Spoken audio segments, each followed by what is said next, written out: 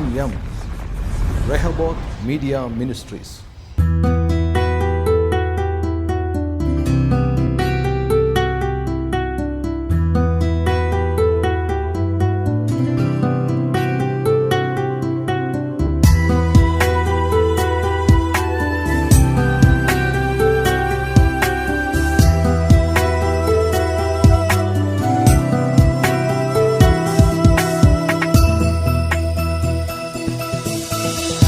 ಯೇಸುವಿನ ಪ್ರೀತಿ ಅನಂತ ಪ್ರೀತಿ ಕಂಡನು ಕಲ್ವಾರಿಯಲ್ಲಿ.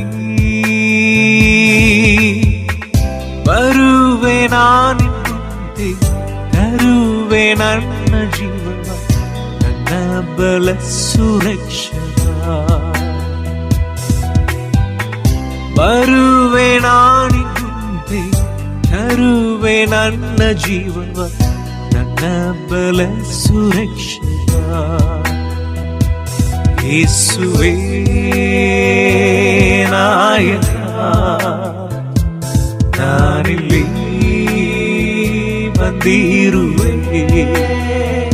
ಎನ್ನಲ್ಲಿ ತುಂಬಿಸು ನೀ ಅಗ್ನಿಯಂತೆ ನಿನ್ನಾತ್ಮವ.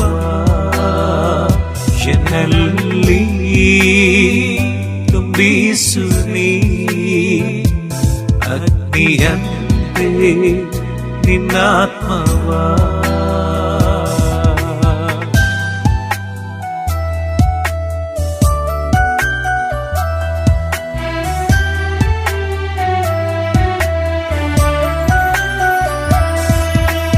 ಕಳೆದ ದಿನದ ನನ್ನ ಜೀವಿತ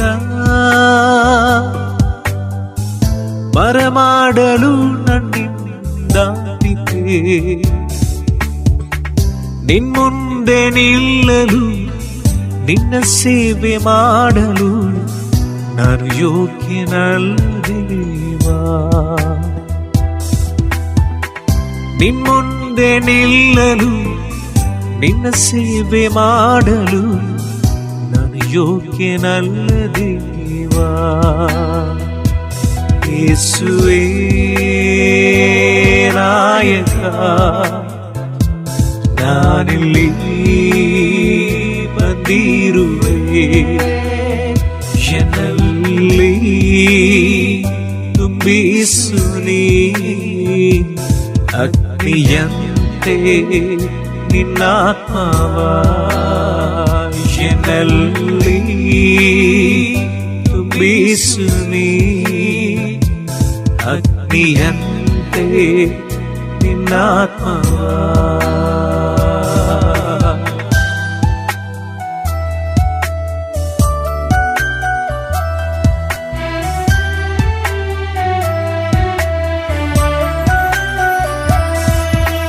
ಬರುವೆ ನಾನಿಲ್ಲಿ ರಕ್ಷಕ,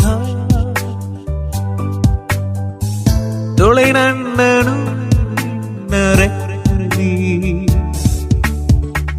ನಿನ್ಮುಂದೆ ನಿಲ್ಲಲು ನಿನ್ನ ಸೇವೆ ಮಾಡಲು ಯೋಗ್ಯಪಡಿಸು ನನ್ನನು. ನಿನ್ಮುಂದೆ ನಿಲ್ಲಲು ನಿನ್ನ ಸೇವೆ ಮಾಡಲು ಯೋಗ್ಯಪಡಿಸು ನನ್ನನು. ಯೇಸುವೇ ನಾಯಕ, ನಾನಿಲ್ಲಿ ಬಂದಿರುವೆ. ಎನ್ನಲ್ಲಿ ತುಂಬಿಸು ನೀ ಅಗ್ನಿಯಂತೆ ನಿನ್ನಾತ್ಮವ. ಎನ್ನಲ್ಲಿ ತುಂಬಿಸು ನೀ ಅಗ್ನಿಯಂತೆ ನಿನ್ನಾತ್ಮವ.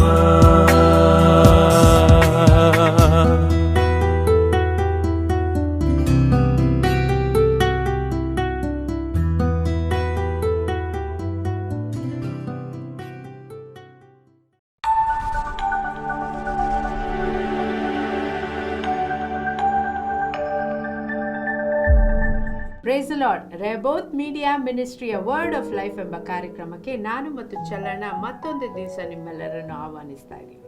ಸೊ ಮತ್ತೆ ಅಣ್ಣ, ಪ್ರವಾದನೆಯ ಕುರಿತಾಗಿ ಇದು 3ನೇ ಎಪಿಸೋಡ್. ಸೊ ಆಲ್ರೆಡಿ ಜನರಿಗೆ ಬಹಳಷ್ಟು ಮಾಹಿತಿ ಸಿಕ್ಕಿದೆ. It's very nice. ಯಾಕಂದ್ರೆ ನಾವು ತಿಳ್ಕೊಳ್ಬೇಕು. ಯಾಕಂದ್ರೆ ಇದನ್ನೆಲ್ಲ ನಾವು ಕರೆಕ್ಟಾಗಿ ವಿವೇಚಿಸ್ತಿದ್ರೆ ನಮ್ಮ ಲೈಫಲ್ಲಿ ನಾವು ರಾಂಗ್ ಡಿಸಿಷನ್ ತಗೊಳ್ತೀವಿ ಅಲ್ವಾ. ಯಾರೋ ಹೇಳಿದ್ರು ಅಂತ ಹೇಳಿ ಏನಾಗುತ್ತೆ, ಅದು ನಾವು ಮನಸ್ಸಲ್ಲಿ ಇದೇ ಕರೆಕ್ಟ್ ಅಂತ ಹೇಳಿ ಅದು ಒಂದೊಂದ್ಸತಿ ರಾಂಗ್ ಡಿಸಿಷನ್ ಕೂಡ ಆಗಿರುತ್ತೆ. ಸೊ ಅದಕ್ಕಾಗಿ ದೇವ್ರ ವಾಕ್ಯದ ಮೂಲಕ ದೇವ್ರು ಯಾವ ರೀತಿ ನಮಗೆ ಪ್ರವಾದನೆ ಕುರಿತಾಗಿ ಹೇಳ್ತಾರೆ ಅದರ ಪ್ರಕಾರ ನಾವು ನಡೆಯುವಾಗ ಯಾವ ಪ್ರವಾದನೆ ದೇವರಿಂದ ಬರುತ್ತೋ ಅದು ನಿಜಕ್ಕೂ ನಮ್ಗೆ ಆಶೀರ್ವಾದವಾಗಿರ್ತದೆ. ಸೊ ಲಾಸ್ಟ್ ಎಪಿಸೋಡಲ್ಲಿ ನಾವು ಮಾತಾಡ್ತಾ ಇದ್ವಿ ಹೇಗೆ ಈ ಒಂದು ಪ್ರವಾದಿಯನ್ನು ಗುರುತಿಸೋದು ಎಂಬುದರ ಮುಖಾಂತರ. ಅದಿನ್ನೂ ಅಲ್ಲಿ ಮುಗ್ದಿರ್ಲಿಲ್ಲ, ಯಾಕಂದ್ರೆ ಇನ್ನೂ ಅದು ಅರ್ಧಂಬರ್ಧ ಕ್ಲೋಸ್ ಮಾಡಿದ್ವಿ. ಸೊ ನೀವು ಬಂದು ಮ್ಯಾಥ್ಯೂ ಚಾಪ್ಟರ್ 7 ಅಲ್ಲಿ ಯೇಸು ಸ್ವಾಮಿ ಹೇಳಿದ್ರು ನಾವು ಅವರ ಫಲಗಳಿಂದ ಅವರನ್ನು ರೆಕಗ್ನೈಸ್ ಮಾಡ್ಬೇಕಂತ. ಸೊ ಅದನ್ನ ಹೇಳ್ತಾ ನೀವು ಇನ್ನೊಂದು ವಾಕ್ಯ ಹೇಳಿದ್ರಿ, 1 ಕೊರಿಂಥ 14:29. ಇಬ್ಬರು ಮೂವರು ಮಾತನಾಡುವಾಗ ಅದನ್ನು ನಾವು ವಿವೇಚಿಸಬೇಕು, ಡಿಸರ್ನ್ ಮಾಡಬೇಕು ಅಂತ ಹೇಳಿ. ಸೊ ಅದನ್ನ ನಾವಿನ್ನು ಕಂಟಿನ್ಯೂ ಮಾಡ್ತಾ ಇದ್ವಿ. ಸೊ ಅದರ ಕುರಿತಾಗಿ ಇನ್ನು ಹೇಗೆ ಅವರು ವಿವೇಚಿಸಬಹುದು, ಹೇಗೆ ಅದರ ಕುರಿತಾಗಿ ಅವರು ಕರೆಕ್ಟ್ ಆಗಿ ತಗೋಬಹುದು ಅಂತ ನೀವು ಕಂಟಿನ್ಯೂ ಮಾಡಿ. ರೈಟ್. ಈಗ ನಮಗೆ ವಾಕ್ಯ ಒಂದು ಗೊತ್ತಿದ್ರೆ, ಈಗಾಗಲೇ ಯೆಶಾಯ 8ನೇ ಅಧ್ಯಾಯ 20ನೇ ವಚನದಲ್ಲಿ ವಾಕ್ಯ ಇಲ್ಲದೆ ಯಾರಾದರೂ ಹೋದರೆ ಅವರಿಗೆ ಬೆಳಕಾಗೋದಿಲ್ಲ ಅಂತ. ಅಂದರೆ ವಾಕ್ಯ ಬಂದು ಬೆಳಕು. ಕೀರ್ತನೆ 119 130ನೇ ವಚನ, ದೇವರ ವಾಕ್ಯ ಬಂದು ಬೆಳಕು. ಆ ಬೆಳಕು ನಮಗೆ ಬೇಡ ಅಂತ ಹೇಳುವಾಗ ಏನಾಗ್ತದೆ, ನಾವು ಕತ್ತಲೆಗೆ ಹೋಗೋ ಸಾಧ್ಯತೆ ರೀ. ಆದ ಕಾರಣ ವಾಕ್ಯದ ಸ್ವಲ್ಪ ಮಟ್ಟಿಗಾದ್ರೆ 100% ನಮಗೆ ಆದಿಕಾಂಡದಿಂದ ಪ್ರಕಟಣೆವರೆಗೆ ಎಲ್ಲ ವಾಕ್ಯಗಳು 31,000 ವಚನಗಳು ನಾವು ಬೈ ಹಾರ್ಟ್ ಮಾಡಬೇಕು ಅಂತ ಅಲ್ಲ. ಬೇಸಿಕ್ ದೇವರ ವಾಕ್ಯದಲ್ಲಿ ಅಸ್ಥಿವಾರ ಸಂಬಂಧವಾದಂಥ ಬೋಧನೆಗಳು ನಾವು ತಿಳ್ಕೊಳ್ಬೇಕು. ಆ ರೀತಿಯಾಗಿ ನಮ್ಮ ಮನಸ್ಸಿನಲ್ಲಿ ಇಟ್ಕೊಂಡು ಯಾವುದೇ ಕೂಟಕ್ಕೆ ಹೋದಾಗ ಏನಾಗ್ತದೆ, ದೇವರಾತ್ಮನು ನಮಗಿರುವಂಥ ಎಕ್ಸ್ಪೀರಿಯನ್ಸು, ವಾಕ್ಯದ ಎಕ್ಸ್ಪೀರಿಯನ್ಸ್ನ ಯೂಸ್ ಮಾಡಿಕೊಂಡು ಮತ್ತು ಅಲ್ಲಿ ಪ್ರಸಂಗಿ ಮಾತಾಡೋದನ್ನು ಟ್ಯಾಲಿ ಮಾಡ್ತಾರೆ. ಅಂದರೆ ಎಕ್ಸಾಂಪಲ್ ಅಪೊಸ್ತಲ ಕೃತ್ಯ 18ನೇ ಅಧ್ಯಾಯ, ಯಾರೋ ಒಬ್ಬರು ಒಳ್ಳೆ ಪ್ರಸಂಗಿ ಬಂದಿದ್ರಂತೆ ಒಂದು ಸಭೆಗೆ. ಆ ಪ್ರಸಂಗಿ ಹೆಸರು ಅಪೋಲೋ ಅಂತ ಹೇಳ್ಬಿಟ್ಟು 18ನೇ ಅಧ್ಯಾಯ. ಈ ಅಪೋಲೋ ಬಗ್ಗೆ ನೋಡುವಾಗ ಒಂದು 7 ವಿಷಯಗಳಿದೆ, ಆದರೆ ಕೆಲವು ಮಾತ್ರ ನಾವು ನೋಡ್ಕೊಳ್ಳೋಣ. ಅಪೊಸ್ತಲ ಕೃತ್ಯ 18ನೇ ಅಧ್ಯಾಯ 24ನೇ ವಚನ ಓದ್ತೀನಿ. ಅಷ್ಟರೊಳಗೆ ಅಲೆಕ್ಸಾಂದ್ರಿಯಾದಲ್ಲಿ ಹುಟ್ಟಿದ ಅಪೋಲೋಸನೆಂಬ ಒಬ್ಬ ಯಹೂದ್ಯನು ಎಫೆಸಕ್ಕೆ ಬಂದನು. ಅವನು ಹೇಗಿದ್ದ ಅಂತ ಹೇಳ್ಬಿಟ್ಟು ನೋಡುವಾಗ ಮೊದಲನೇದು, ಅವನು ವಾಕ್ಚಾತುರ್ಯವುಳ್ಳವನಾಗಿದ್ದನು. He was a good speaker. ಇಲ್ಲೇ ಡೇಂಜರ್ ಬರೋದು, ಕೆಲವು ಸಾರಿ ಪ್ರಸಂಗಿಗಳಲ್ಲಿ ಯಾರಾದರೂ ಗುಡ್ ಸ್ಪೀಕರ್ ಬಂದುಬಿಟ್ರೆ ನಾವು ಅದಕ್ಕೆ ಇಂಪಾರ್ಟೆನ್ಸ್ ಕೊಡ್ತೀವಿ, ಆದರೆ ಮಿಸ್ ಆಗೋ ಚಾನ್ಸಸ್ ಕೂಡ ಇದೆ ರೀ. ವಾಕ್ಚಾತುರ್ಯವುಳ್ಳವನಾಗಿದ್ದನು. ಎರಡನೇದು ನೋಡ್ರಿ, ಭಾಳ ಚೆನ್ನಾಗಿದೆ, ಶಾಸ್ತ್ರದಲ್ಲಿ ಪ್ರವೀಣನು. ಈ was an expert in the scripture. ಭಾಳ ಚೆನ್ನಾಗಿ ವಾಕ್ಯ ಗೊತ್ತಿತ್ತಂತೆ. ಎರಡನೇ ವಿಷಯ ಅದು. ಅವನು ಕರ್ತನ ಮಾರ್ಗದ ವಿಷಯದಲ್ಲಿ 25ನೇ ವಚನ ಉಪದೇಶ ಹೊಂದಿದ್ದವನಾಗಿದ್ದನು. ಸೊ ದೇವರ ವಾಕ್ಯದ ಬೋಧನೆ ಕೂಡ ಅವನು ಬೈಬಲ್ ಸ್ಟಡಿ ಮಾಡಿದ್ದನು, ಬೈಬಲ್ ಕಾಲೇಜ್ ಓದಿದನು ಅಂತ ಹೇಳ್ಬೋದು. ಇಷ್ಟೆಲ್ಲ ಇತ್ತು. ಮತ್ತು ಅವನು ಆಸಕ್ತ ಮನಸ್ಸುಳ್ಳವನಾಗಿದ್ದು ಅವನು ಮೆಸೇಜ್ ಕೊಟ್ಟನಂದರೆ, ಅಂದರೆ ಭಾಳ ಪವರ್ಫುಲ್ಲಾಗಿ, ಬೋರಿಂಗ್ ಆಗಿರಲಿಲ್ಲ. ಮೊದಲೇ ಒಳ್ಳೆ ಸ್ಪೀಕರ್ ಆಗಿದ್ದ, ದೇವರ ವಾಕ್ಯ ಚೆನ್ನಾಗಿ ಗೊತ್ತಿತ್ತು, ದೇವರ ಮಾರ್ಗ ಗೊತ್ತಿತ್ತು, ಆಸಕ್ತಿ ಬೇರೆ, ಇಂಟ್ರೆಸ್ಟ್ ಇತ್ತು, ಬೋರಿಂಗ್ ಇರಲಿಲ್ಲ. ಇವೆಲ್ಲ ಮಾತಾಡ್ತಾ ಇದ್ದಾಗ ಯಾರೋ ಗಂಡ ಹೆಂಡತಿ ಇಬ್ಬರು ಕೂತ್ಕೊಂಡು ಕೇಳಿಸ್ಕೊಳ್ತಾ ಇದ್ದಾರಂತೆ. ಅವ್ರ ಹೆಸರು ಕೂಡ ಕೊಟ್ಟಿದೆ 26ನೇ ವಚನ.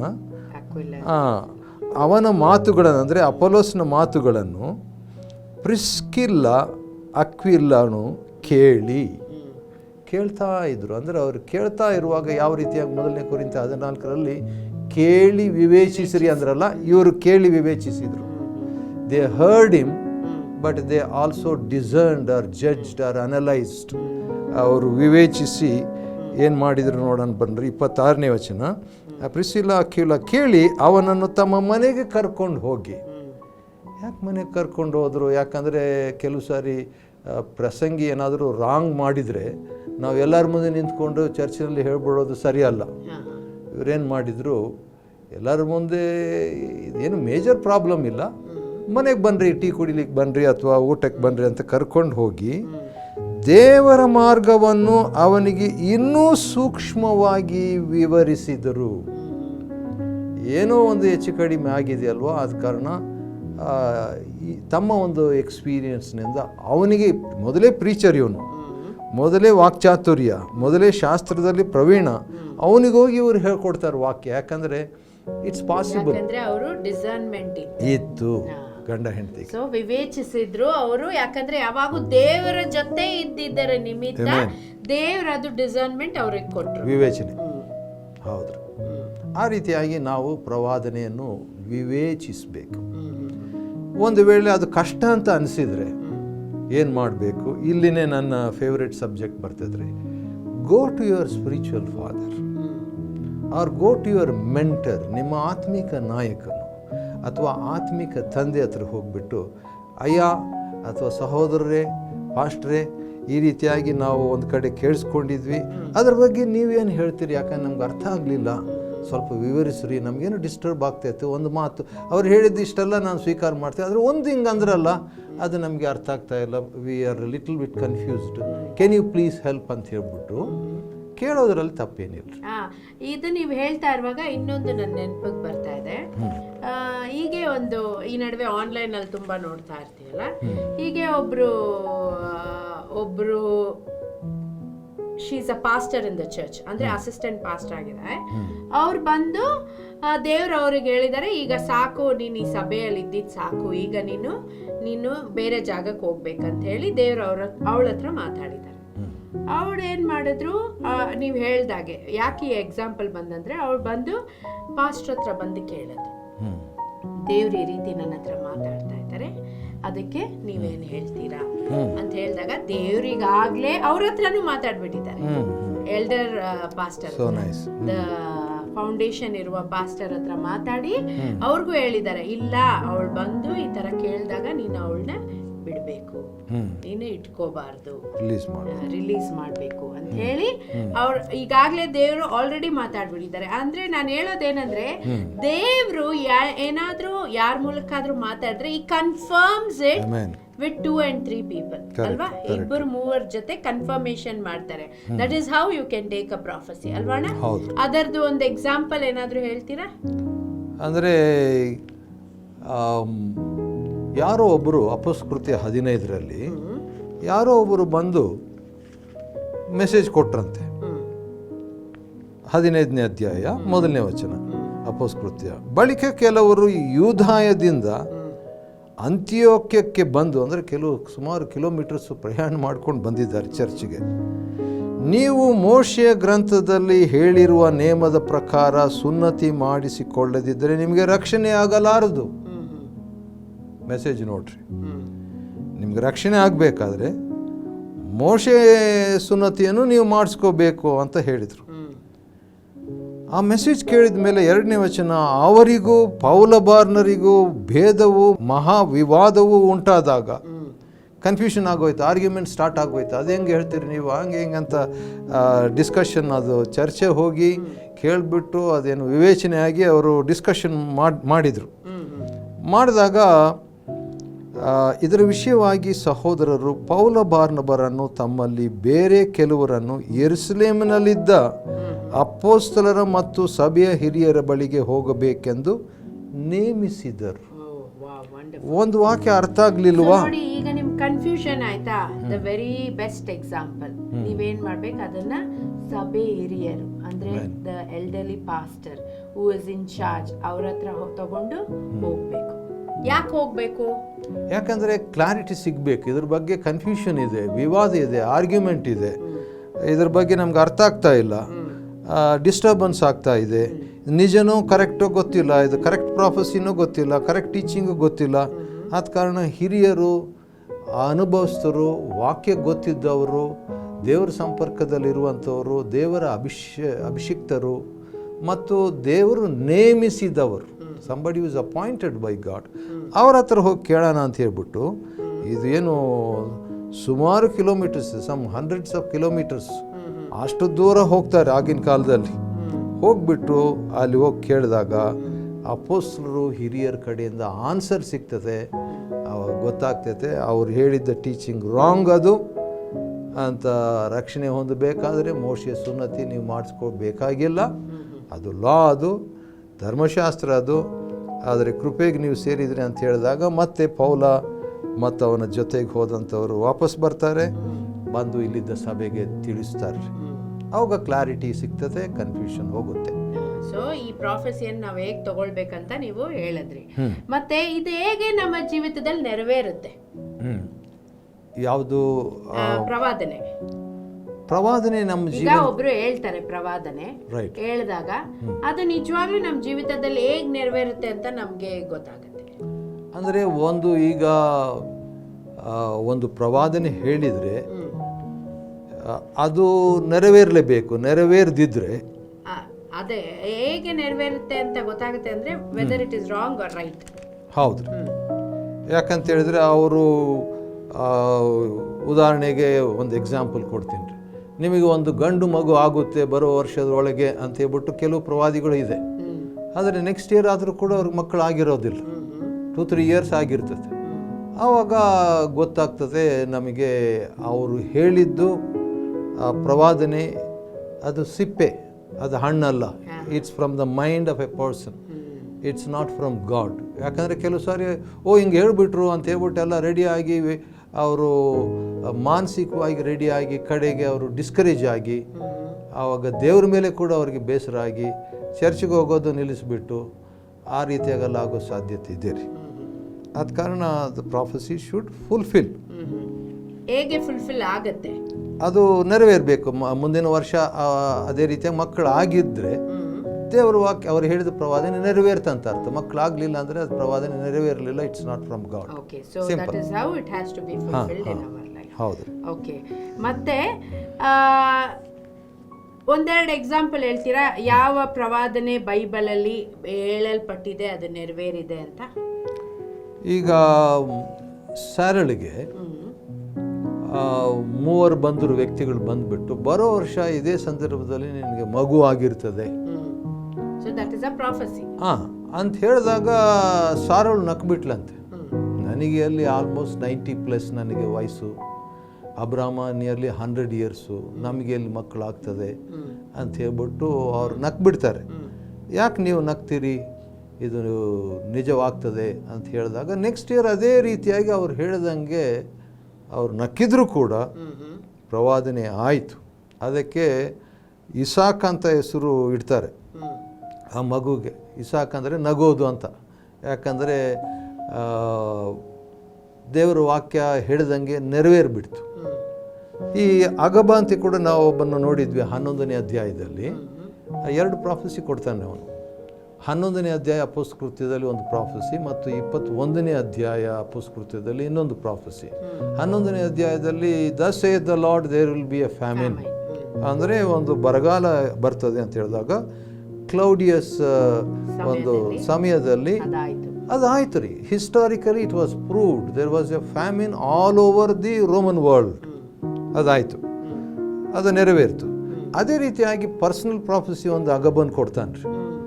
ಚಾಪ್ಟರ್ 21 ಆಫ್ ಬುಕ್ ಆಫ್ ಆ್ಯಕ್ಟ್ಸ್ನಲ್ಲಿ ಅಪೊಸ್ತಲಕೃತ್ಯದಲ್ಲಿ ಪೌಲನು ಓದ್ಬಿಡ್ಲಲ್ವ, ಪೌಲನು ಯೆರೂಸಲೇಮ್ಗೆ ಹೋಗಬೇಕಾ ಬೇಡ, ಹೋಗಬೇಕಾ ಬೇಡ ಅಂತ ಯೋಚನೆ ಮಾಡ್ತಾ ಇರ್ತಾನೆ. ಅಪೊಸ್ತಲಕೃತ್ಯ 21ನೇ ಅಧ್ಯಾಯ 21ನೇ ಅಧ್ಯಾಯದಲ್ಲಿ 10ನೇ ವಚನ. ಆ ರೀತಿಯಾಗಿ ಅಪೊಸ್ತಲನು ಡಾಕ್ಟರ್ ಲೂಕ್ ಇವರೆಲ್ಲ ಇರ್ತಾರೆ. ನಾವು ಅನೇಕ ದಿವಸಗಳು ಅಲ್ಲಿ ಇದ್ದ ಮೇಲೆ ಅಪೊಸ್ತಲಕೃತ್ಯ 21ನೇ ಅಧ್ಯಾಯ 10ನೇ ವಚನದಲ್ಲಿ ಅಗಬನೆಂಬ ಒಬ್ಬ ಪ್ರವಾದಿಯು, ವಾವ್ ನೋಡ್ರಿ ಪ್ರವಾದಿ ಅಂತಿದೆ, ಹಿ ವಾಸ್ ಎ ಪ್ರಾಫಿಟ್, ಯೂದಾಯದಿಂದ ನಮ್ಮ ಬಳಿಗೆ ಬಂದು, ನಮ್ಮ ಅಂತ ಹೇಳುವಾಗ ಪ್ಲೂರಲ್ನಲ್ಲಿದೆ ನೋಡ್ರಿ, ನಮ್ಮ ಅಂತ ಹೇಳುವಾಗ doctor luke is writing acts. ಹಾಗಾದರೆ ಲೂಕನ ಹತ್ರ ಬಂದು ಪೌಲನ ಹತ್ರ ಬಂದು ಇವರೆಲ್ಲ ಬಿಗ್ ಶಾಟ್ಸ್ ಇವರು. ಪೌಲ ಲೂಕನ ಹತ್ರ ಬಂದು ಪೌಲನ ನಡುಕಟ್ಟನ್ನು ತೆಗೆದುಕೊಂಡು, ಅಂದರೆ ಪೌಲನಿಗೆ ಒಂದು ಬೆಲ್ಟ್ ಇತ್ತು, ಆ ಬೆಲ್ಟನ್ನು ತಗೊಂಡ್ಬಿಡ್ತಾನೆ. ತೆಗೆದುಕೊಂಡು ತನ್ನ ಕೈ ಕಾಲುಗಳನ್ನು ಕಟ್ಟಿಕೊಂಡು ಒಂದು ಡೆಮೋ ಕೊಡ್ತಾ ಇದ್ದಾನೆ ಇವನು. ಆ ಪೌಲನ ಬೆಲ್ಟ್ ತಗೊಂಡು ತನ್ನ ಕೈ ಕಾಲನ್ನ ಕಟ್ಕೊಳ್ತಾನಂತೆ. ಈ ರೀತಿಯಾಗಿ ಕಟ್ಕೊಳ್ಲಿಕ್ಕೆ ಒಂದು 10 seconds 20 seconds ಆಗಿರ್ಬೋದು. ಅವಾಗೆಲ್ಲರೂ ಆಶ್ಚರ್ಯ ಪಡ್ತಿದ್ದಾರೆ, ಏನಪ್ಪ ಇದು, ಏನು ಮಾಡ್ತಾ ಇದ್ದಾನೆ, ನಾಟ್ ಏಬಲ್ ಟು ಅಂಡರ್ಸ್ಟ್ಯಾಂಡ್. ಯಾಕಂದರೆ ಈಸ್ ಡೆಮಾನ್ಸ್ಟ್ರೇಟಿಂಗ್ ದಿ ಪ್ರಾಫೆಸಿ, ಅಂದರೆ ಪ್ರವಾದನೆಯನ್ನು ಕಾರ್ಯರೂಪದಲ್ಲಿ ಪ್ರದರ್ಶನೆ ಮಾಡಿ ತೋರಿಸ್ತಾ ಇದ್ದಾನೆ. ಆ ರೀತಿಯಾಗಿ ಕಟ್ಬಿಟ್ಟು ಹೇಳ್ತಾ ಇದ್ದಾನೆ. ಈಗ ಕಟ್ಟಿಕೊಂಡು ಕೈ ಕಾಲುಗಳನ್ನು ಕೈಕೊಂಡು 11ನೇ ವಚನ 21-11 ಇದು ಅಪೊಸ್ತಲಕೃತ್ಯ. ಈ ನಡುಕಟ್ಟು ಯಾವನದೋ ಆ ಮನುಷ್ಯನನ್ನು ಯೆಹೂದ್ಯರು ಇದೇ ರೀತಿಯಾಗಿ ಯೆರೂಸಲೇಮಿನಲ್ಲಿ ಕಟ್ಟಿ ಅನ್ಯ ಜನರ ಕೈಗೆ ಒಪ್ಪಿಸಿ ಕೊಡುವರು ಎಂದು ಪವಿತ್ರಾತ್ಮನು ಹೇಳುತ್ತಾನೆ ಎಂಬುದಾಗಿ ಹೇಳಿದ. ಈ ರೀತಿಯಾಗಿ ಆಗ್ತದೆ ಪರ್ಸನಲ್ ಲೈಫ್ನಲ್ಲಿ ಪೌಲನಿಗೆ ಅಂತ ಅಲ್ವರ.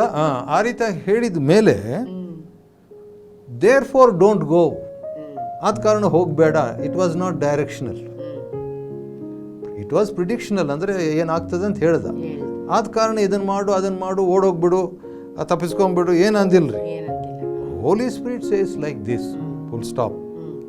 ಪವಿತ್ರ ಆತ್ಮನ ಹೀಗೆ ಹೇಳ್ತಾನೆ. ಆ ಮಾತನ್ನು ಕೇಳಿದಾಗ ನಾವು ಅಂದರೆ ಬಹುವಚನ, ಯಾರು ಇದನ್ನು ಬರ್ದಂಥ ಲೂಕು, ಪೌಲ, ಆ ಸ್ಥಳದವರು, ನೀನು ಯೆರೂಸಲೇಮಿಗೆ ಹೋಗಬಾರ್ದೆಂದು ಪೌಲನನ್ನು ಬೇಡಿಕೊಂಡು ಅಳ್ಳಿಕ್ಕೆ ಸ್ಟಾರ್ಟ್ ಮಾಡಿಬಿಟ್ರು. ಯಾಕಂದ್ರೆ ಕಟ್ಬಿಡ್ತಾರಂತ. ಅವಾಗಾದರೆ ಪೌಲನ್ ಹೇಳ್ತಾನೆ ನೋಡಿ, ಭಾಳ ಚೆನ್ನಾಗಿದೆ. ಅದಕ್ಕೆ ಪೌಲನ್ 13ನೇ ವಚನ, ನೀವು ಹತ್ತತ್ತು ಯಾಕೆ ನನ್ನ ಎದೆ ಓಡಿಸ್ತೀರಿ? ನಾನು ಕರ್ತನಾದ ಯೇಸುವಿನ ಹೆಸರಿನ ನಿಮಿತ್ತವಾಗಿ ಯೆರೂಸಲೇಮಿನಲ್ಲಿ ಬೇಡಿ ಹಾಕಿಸಿಕೊಳ್ಳುವುದಕ್ಕೆ ಮಾತ್ರವಲ್ಲದೆ ಸಾಯುವುದಕ್ಕೂ ಸಿದ್ಧವಾಗಿದ್ದೆ. ನೋಡಿ, ಪ್ರಾಫೆಸಿ ಬಂದ್ರೂ ಕೂಡ, ಹೀಗಾಗುತ್ತೆ ಅಂದ್ರೂ ಕೂಡ ನಾನು ರೆಡಿ ಇದ್ದೀನಿ. Amen. Wow, praise the Lord. So God honours the free will. ಅಂದರೆ ಪ್ರಾಫೆಸಿ ಬಂದಾಗ ನಿಮ್ಮ ಡಿಸಿಷನ್ ಏನು ಅಂತ ದೇವರು ಫೋರ್ಸ್ ಮಾಡಲ್ಲ, ಆ ಒಂದು ಚಾಯ್ಸ್ ಕೊಡ್ತಾರೆ. ನೋಡಿ, ಬೇರೆಯವರಲ್ಲಿದ್ದವರು ಆಲ್ರೆಡಿ ಅಳ್ತಾ ಇದ್ದಾರೆ, ಹೋಗ್ಬೇಡ ಅಂತ ಇದ್ದಾರೆ. ಬಟ್ ಇಲ್ಲಿ ಪೌಲನ ಹೇಳ್ತಾ ಇದ್ದಾನೆ, ನಾನು ಯೇಸು ಸ್ವಾಮಿಗಾಗಿ ಸಾಯಕ್ಕೂ ಸಿದ್ಧ. Right, praise the Lord. ಆದ ಕಾರಣ ಪ್ರಾಫೆಸಿ ನಮಗೆ ಆ ರೀತಿಯಾಗಿ ಬಂದರೆ ಡಿಸಿಷನ್ ನಮಗೆ ಬಿಟ್ಟಿದ್ರಿ, ದೇವರ ಆತ್ಮನ ಫೋರ್ಸ್ ಮಾಡಲ್ಲ. ಸೊ ಹಾಗಾದ್ರೆ ನೀವು ಹೇಳೋದೇನಂದ್ರೆ, ಈಗ ಪ್ರಾಫೆಸಿ ಹೇಳಿರ್ತಾರೆ, ಸೊ ನಾವು ಪ್ರೇಯರ್ ಮಾಡಿ ಡಿಸಿಷನ್ ತಗೋಬಹುದು. ಎಕ್ಸಾಕ್ಟ್ಲಿ ಅಲ್ವಾ? ಆದ್ರೆ ಅದು ನಡಿಲೇಬೇಕಂತ ಇದೆಯಾ, ಇಲ್ಲ ಇಟ್ಸ್ ಓಕೆನಾ? ಇದು ನಿಮಗೆ ಬಿಟ್ಟಿದ್ರಿ, ನಿಮಗೆ ಬಿಟ್ಟಿದ್ದು ಫ್ರೀ ವಿಲ್, ಖಂಡಿತವಾಗಿ. ಯಾಕಂದ್ರೆ ದೇವ್ರು ಯಾರನ್ನು ಫೋರ್ಸ್ ಮಾಡಲ್ಲ. ಆಮೇಲೆ ದೇವ್ರ ಪ್ರವಾದನೆ ಹೇಳ್ಬಿಟ್ಟಿದಾರಲ್ಲ ಅಣ್ಣ. ಪ್ರವಾದನೆ ಹೇಳಿದ ಉದ್ದೇಶ, ಪ್ರವಾದನೆ ಹೇಳ್ಬಿಟ್ಟಿದ್ದಾರೆ ಅಂದರೆ ಜಸ್ಟ್ ಲೈಕ್ ನಾವು ಈಗಾಗಲೇ ಸ್ಟಾರ್ಟ್ ಮಾಡಿದಾಗ ಒಂದು ಮಾತು ನೀವು ಹೇಳಿದ್ರಿ, ಅದೇನಂತ ಹೇಳಿದ್ರೆ, ಜನ ಹೆಂಗ್ ಗೊತ್ತಾನ, ಒಳ್ಳೆ ಪ್ರವಾದನೆ ಇದ್ರೆ ತಗೊಂಡ್ಬಿಡ್ತಾರೆ. ಹೌದು. ಆದ್ರೆ ಇದು ಬೇರೆ ತರ ಇದ್ರೆ ಅವರು ಯೋಚನೆ ಮಾಡ್ತಾರೆ, ಮಾಡ್ಬಾರ್ದು. ಅದು ಮೆಚುರಿಟಿಗೆ ಸಂಬಂಧಪಟ್ಟದ್ದು. ಪೌಲನು ಬಂದು ಈ ವಾಸ್ ಸ್ಪಿರಿಚುವಲಿ ಮೆಚೂರ್. ಎರಡನೇದು, the prophet was in touch with the Holy Spirit, but the one who hears the prophecy also was in touch with the Holy Spirit. ಸಾಮಾನ್ಯವಾಗಿ ನಮ್ಮ ಜನರು ಏನಾಗ್ತದೆ, ಅವರು ದೇವರ ಜೊತೆಗೆ ಟಚ್ ಇಟ್ಕೊಂಡಿರಲ್ಲ. ಪ್ರವಾದಿ ಟಚ್ ಇಟ್ಕೊಂಡಿರ್ತಾರೆ, ಪ್ರವಾದಿನೇ ಹೇಳ್ತಾರೆ. ಜನರು ಬಂದು ಏನು ಮಾಡ್ತಾರೆ, ಸಿಪ್ಪೆ ಜೊತೆಗೆ ಟಚ್ ಇಟ್ಕೊಂಡಿರ್ತಾರೆ. ಪ್ರಾಫೆಸಿ, ಇವ್ರ ಪ್ರಾಫೆಸಿ, ಆ ಪ್ರಾಫೆಸಿ ಅಂತ. ಅಂದರೆ ಅದು ನಾನು ಬ್ಲೇಮ್ ಮಾಡಲ್ಲ, ಯಾಕಂದರೆ ಜನರು ಒಂದು ಮೆಚುರಿಟಿ ಇಲ್ಲ. ಬಟ್ ಕೆಲವು ಸಂದರ್ಭದಲ್ಲಿ ರಿವರ್ಸ್ ಆಗಿರ್ತದೆ. ಅದೇನಂತ ಹೇಳಿದ್ರೆ, ಪ್ರವಾದಿ ಟಚ್ ಇಟ್ಕೊಂಡಿರಲ್ಲ ದೇವ್ರ ಹತ್ರ ಪ್ರಾಫೆಸಿ ಹೇಳುವಾಗ, ಆದರೆ ಜನರು ಟಚ್ ಇಟ್ಕೊಂಡಿರ್ತಾರೆ. ಅದು ವಿವೇಚನೆ, ಎರಡೂ ಇರಬೇಕು.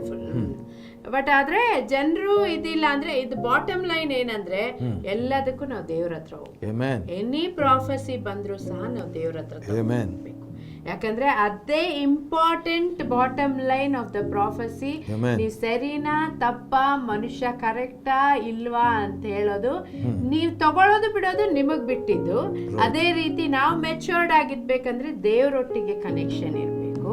ಸೊ ಆ ಕನೆಕ್ಷನ್ ಇದ್ರೆ ಅಷ್ಟೇ ಆ ಬರುವಂಥ ಪ್ರಾಫೆಸಿ ನಾವೇನು ಮಾಡ್ಬೋದು, ಆ ಡಿಸರ್ನ್ಮೆಂಟ್ ಅಂದರೆ ವಿವೇಚನೆ ಮಾಡ್ಬೋದು ಎಂಬುದಾಗಿ ದೇವ್ರ ವಾಕ್ಯ ಹೇಳ್ತಾ ಇದೆ.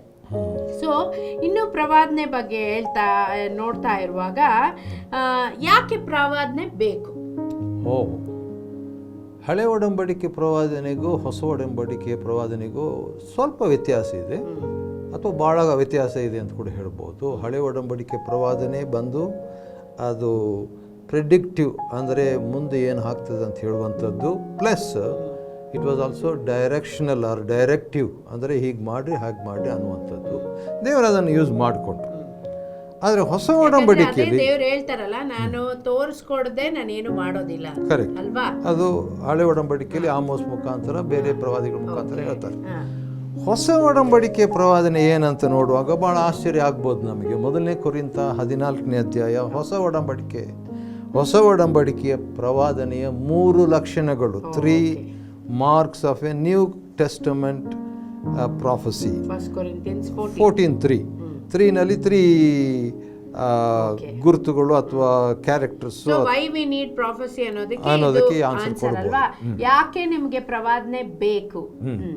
ಅಂದರೆ ಅದರಲ್ಲಿಯೂ ಮುಖ್ಯವಾಗಿ ಹೊಸ ಒಡಂಬಡಿಕೆಯ ಪ್ರವಾದನೆ ಯಾಕೆ ಬೇಕು ಅನ್ನುವಂಥದ್ದನ್ನು ನಾವು ನೋಡ್ಕೊಳ್ಳಿಕ್ಕಿದ್ದೇವೆ. 1 ಕೊರಿಂಥ 14:3 ಪ್ರವಾದಿಸುವವನಾದರೂ, ಅಂದರೆ ಒನ್ ಹೂ ಪ್ರಾಫೆಸೈಸ್, ಮನುಷ್ಯರ ಸಂಗಡ ಮಾತನಾಡುವವನಾಗಿ ಅವರಿಗೆ 1 ಭಕ್ತಿ ವೃದ್ಧಿಯನ್ನು, 2ನೇದು ಪ್ರೋತ್ಸಾಹವನ್ನು, 3ನೇದು ಸಂತೈಸುವಿಕೆಯನ್ನು ಉಂಟು ಮಾಡುತ್ತಾನೆ. ಸೊ ಹಾಗಾದ್ರೆ ನೀವು ಹೇಳೋದೇನಂದ್ರೆ ಪ್ರವಾದನೆ ಬಂದಾಗ ಅದು ಗಲಿಬಿಲಿ ಆಗೋದಿಲ್ಲ ಅಲ್ವಾ? ಎಷ್ಟೋ ಜನಕ್ಕೆ ಪ್ರವಾದಿ ಬಂದು ಪ್ರವಾದನೆ ಹೇಳಿದ ತಕ್ಷಣ ಅವರಲ್ಲಿ ಒಂದು ಗಲಿಬಿಲಿ ಉಂಟಾಗ್ಬಿಡುತ್ತೆ, ಕನ್ಫ್ಯೂಷನ್. ಬಟ್ ನೀವು ಹೇಳೋದೇನಂದ್ರೆ ಇದು it uplifts them, it brings encouragement and consolation. Right. So why prophecy, ಯಾಕೆ ಪ್ರವಾದನೆ ಬೇಕಂದರೆ, ಮೊದಲನೇದು ನಾವು ಭಕ್ತಿವಂತರಾಗಬೇಕಾದ್ರೆ ಪ್ರಾಫೆಸಿ ಬೇಕು. In order to build up spiritually we need prophecy. 2ನೇದು ಪ್ರೋತ್ಸಾಹ, ಎನ್ಕರೇಜ್ಮೆಂಟ್. ಯಾರಿಗೆ ಎನ್ಕರೇಜ್ಮೆಂಟ್ ಬ್ಯಾಡ್ರಿ? ಪರ್ಟಿಕ್ಯುಲರ್ಲಿ ಈ ಲಾಕ್ಡೌನ್ ಆದಂಥ ವೇಳೆಯಲ್ಲಿ ಭಾಳ ಜನರಿಗೆ ಎನ್ಕರೇಜ್ಮೆಂಟ್ ಬೇಕಾಗಿತ್ತು. ನಾನು ಹಾಸನ್ಗೆ ಸ್ಪೀಡಾಗಿ ಒಬ್ಬರ ಜೊತೆಯಲ್ಲಿ ಹೋಗಿ ಬಂದಾಗ ಒಂಥರ ಭಾಳ ರಿಫ್ರೆಶಿಂಗ್ ಆಯಿತು, ಒಂದೇ ಕಡೆ ಇರೋದಕ್ಕಿಂತಲೂ. ಸೊ ಆ ರೀತಿಯಾಗಿ ಒಂದು ಎನ್ಕರೇಜ್ಮೆಂಟ್ ನಮಗೆ ಆತ್ಮಿಕವಾಗಿ ಕೂಡ ಬೇಕ್ರಿ, because we are human beings, ಮಾನವ. We get that encouragement through the prophecy. ಪ್ರವಾದನೆ ಮೂಲಕವಾಗಿ ಸಿಗ್ತದೆ. ಅಂದರೆ ಪ್ರವಾದಿಸುವವನಾದರೂ ಭಕ್ತಿ ವೃದ್ಧಿಯನ್ನು, ಪ್ರೋತ್ಸಾಹವನ್ನು, ಸಂತೈಸುವಿಕೆಯನ್ನು, ಅಂದರೆ ಕಂಫರ್ಟ್, ಸಂತೈಸುವಿಕೆ. ವಿ ನೀಡ್ ಪ್ರಾಫೆಸಿ ಬರುವಾಗ ನೀವು ಇದು 3 ನೀವು ತಿಳ್ಕೊಳ್ಬೇಕು. ಅದು ನಿಮಗೆ ನಿಜವಾಗ್ಲೂ ಮೇಲಕ್ಕೆತ್ತಾ ಇದೆಯಾ, ನಿಮಗೆ ಎನ್ಕರೇಜ್ಮೆಂಟ್ ಆಗಿದೆಯಾ, ಮತ್ತೆ ನಿಮಗೆ ಸಾಂತ್ವನ ನೀಡ್ತಾ ಇದೆಯಾ. So this is very important. Prophecy ಬಂದಾಗ ಸುಮ್ಮನೆ ತೆಗೆದುಕೊಳ್ಳೋದಲ್ಲ, ಈ 3 ಅಂಶಗಳು ನಮ್ಮ ಜೀವಿತದಲ್ಲಿ ನೆರವೇರ್ತಾ ಇದೆಯಾ, ಅದು ಇಂಪಾರ್ಟೆಂಟ್. ಯಾಕಂದರೆ ಅನೇಕ ಸಾರಿ ನಾವು ನೋಡಿದ್ದೀವಿ, ಎಷ್ಟೋ ಮೀಟಿಂಗ್ಗಳಲ್ಲಿ ಜನ ಪ್ರಾಫೆಸಿ ಕೇಳ್ಕೊಂಬಂದು ಅವ್ರಿಗೆ ತುಂಬ ದುಃಖ ಆಗ್ಬಿಟ್ಟಿರುತ್ತೆ, ಗಲಿಬಿಲಿ ಆಗ್ಬಿಟ್ಟಿರುತ್ತೆ. ಆ ಥರ ದೇವರು ಎಂದಿಗೂ ಮಾಡೋದಿಲ್ಲ.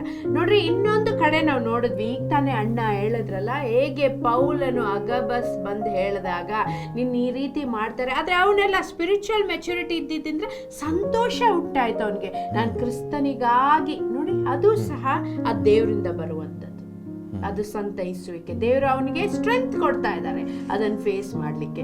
ಅದೇ ರೀತಿ ಇಲ್ಲಿ ಸಹ ಪ್ರವಾದನೆ ಹೇಳುವಾಗ ಏನಾಗುತ್ತೆ, ನಿಮಗೆ ಈ 3 ಅಂಶಗಳು ಬಹಳ ಇಂಪಾರ್ಟೆಂಟ್. ಸೊ ಇನ್ನೂ ಏನಾದರೂ ಹೇಳ್ತೀರಣ್ಣ? ರೈಟ್. ವೈ ಪ್ರಾಫೆಸಿ, ಯಾಕೆ ಪ್ರವಾದನೆ ಬೇಕು ಅಂತ ನೀವು ಹೇಳಿದ್ದಕ್ಕೆ ಇನ್ನೊಂದು ಲಾಸ್ಟ್ ವಾಕ್ಯ, 1 ತಿಮೋತಿ 1ನೇ ಅಧ್ಯಾಯ 18ನೇ ವಚನದಲ್ಲಿ, ತಿಮೋತಿಯನೇ, ಮಗನಾದ ತಿಮೋತಿಯನೇ, ನಿನ್ನ ವಿಷಯದಲ್ಲಿ ಮುಂಚೆ ಉಂಟಾದ ಪ್ರವಾದನೆಗಳನ್ನು ನೆನಪು ಮಾಡಿಕೊಂಡು ಅದರಿಂದ ನೀನು ಧೈರ್ಯವಾಗಿ ಯುದ್ಧ ಮಾಡು. To make spiritual warfare we need prophecy. ಯಾಕಂದರೆ ತಿಮೋತಿಯನ ಮೇಲೆ ಕೈ ಇಟ್ಟು ಪೌಲನು ಪ್ರವಾದನೆ ಹೇಳ್ತಾನೆ, ನನ್ನ ಮೇಲೆ ಕೂಡ ನನ್ನ ಆತ್ಮಿಕ ನಾಯಕರು, I the Lord your God will go ahead of you in every situation, you have to remember ಅಂತ ಪ್ರವಾದನೆ ಹೇಳಿದಾಗ ಅದು 40 ಇಯರ್ಸಿಂದ ಆ ಒಂದು ಪ್ರವಾದನೆ ನನಗೆ ಭಾಳ ಹೆಲ್ಪ್ ಆಗ್ತಾ ಇದೆ. ಸೊ ಇದು ಹೇಗೆ ಎನ್ಕರೇಜ್ ಮಾಡುತ್ತೆ ಅಣ್ಣ? ಅದೇನು ಮಾಡ್ತದೆ ಅಂದರೆ ಟೆಂಪ್ಟೇಷನ್, ಸೈತಾನ ಮೇಲೆ ಹೋರಾಡಲಿಕ್ಕೆ, ಆತ್ಮಿಕ ಯುದ್ಧದಲ್ಲಿ ಜಯಿಸಲಿಕ್ಕೆ, ಆತ್ಮಿಕವಾಗಿ ಬೆಳೆಯೋದಕ್ಕೆ ಅದು ಹೆಲ್ಪ್ ಆಗ್ತದೆ. Praise the lord. ಸೊ ಈಗ ತಾನೇ ನೀವು ಪ್ರವಾದನೆ ಯಾವ ರೀತಿ ತಗೋಬೇಕು, ಅದರಿಂದ 3 ಸಂಗತಿ, ಯಾಕೆ ನಮಗೆ ಪ್ರವಾದನೆ ಬೇಕಂತ 3 ಸಂಗತಿ ನಾವು ನೋಡ್ಕೊಂಡ್ವಿ.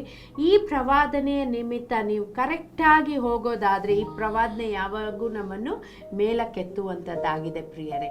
ಸೊ ಈ ಪ್ರವಾದನೆ ಸರಿನಾ ತಪ್ಪ ಅಂತ ಇನ್ಮೇಲೆ ನೀವು ಡಿಸರ್ನ್ಮೆಂಟ್ ಮಾಡಬೇಕಾಗಿದ್ರೆ ದೇವ್ರ ಬಳಿ ಹೋಗ್ರಿ. ಖಂಡಿತವಾಗಿ ದೇವ್ರು ನಿಮ್ಮನ್ನು ಮಾರ್ಗ ನಡೆಸ್ತಾರೆ. ಕರ್ತನು ನಿಮ್ಮನ್ನು ಆಶೀರ್ವದಿಸಲಿ. ಆಮೇಲೆ